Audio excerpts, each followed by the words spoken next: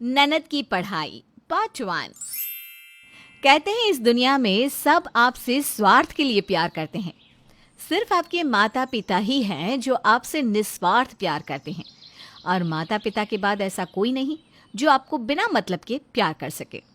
शायद ये बात डिम्पल को जल्दी ही समझ आने वाली थी, क्योंकि डिम्पल की माँ शीला अब बहुत बीमार रहती थी और अब उनके बचने के भी ज़्यादा आसान नजर नहीं आ रहे थे। नरेश, मुझे नहीं लगता अब मैं ज्यादा वक्त निकाल पाऊंगी। ऐसा मत कहो माँ, सब ठीक हो जाएगा। पिछले बरस तुम्हारे पिताजी चल बसे, लगता है अब मेरी बारी है। माँ कुछ नहीं होगा तुम्हें, हम सब है ना। मुझे तुम तीनों से बस एक ही बात कहनी है।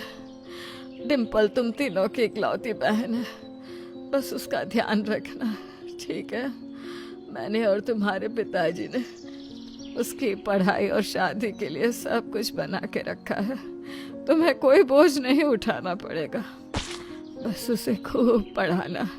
तुम्हारे पिताजी का भी यही सपना था। माँ तुम बिल्कुल चिंता मत करो, हम डिम्पल का अच्छे से ख्याल रखेंगे। श्वेता, नताशा बहू, यहाँ आओ दोनों। जी माँ जी। अब डिम्पल की जिम्मेदारी मैं तुम दोनों को सौंप रही हूँ। आप डिम्पल की बिल्कुल फिक्र मत करिए माँ जी, वो हमारी छोटी बहन जैसी है। हाँ माँ जी, हम उसका अच्छे से ध्यान रखेंगे। डिम्पल, अब से यही दोनों तुम्हारी नई माँ है बेटी।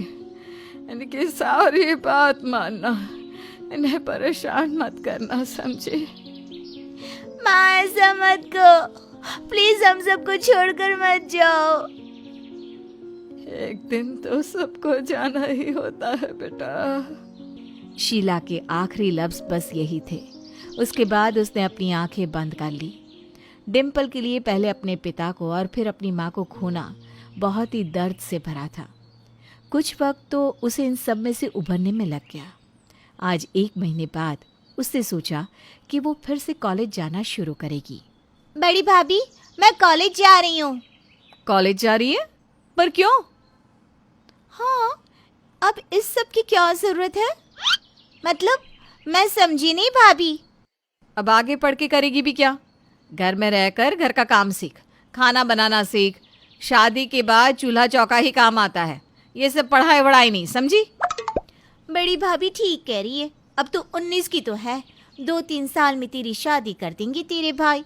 अभी से काम सीखेगी तभी तो अच्छे से कर पाएगी ससुराल जाकर। पर भाभी, मैं आगे पढ़ना चाहती हूँ। मेरा सपना है मैं बहुत पढूं और एक अच्छी नौकरी भी करूँ। ताकि लोग हम पर हंसे कि माँ बाप की जाती ही भाभीयों ने ननद से नौकरी करवा ली, उसका खर्चा नहीं उठा पा रहे। और नहीं तो क्या, हम अपनी नाक थोड़ी ना कटवाएंगे।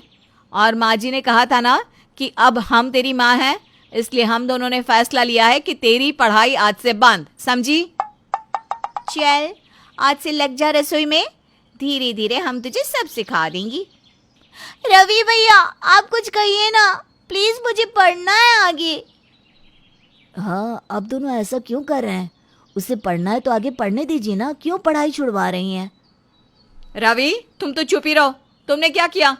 पढ़ने के बहाने उस मीरा से इश्क लड़ा लिया। अब कुछ महीनों में शादी करने वाला है उससे, और ये हमें बोल रहा है हम डिम्पल को पढ़ने भेजें।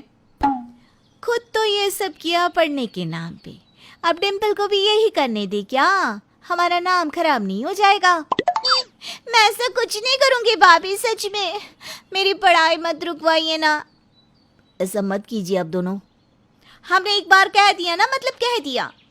रवि, तुम जाओ अपने ऑफिस जाओ, और डिम्पल चलो रसोई में खाना बनाओ, चलो। नताशा और श्वेता ने रवि और डिम्पल की एक नहीं सुनी और डिम्पल की पढ़ाई पर रोक लगवा ली। और इतना ही नहीं, अब तो सारे घर का काम भी वो उसी से करवाती थी।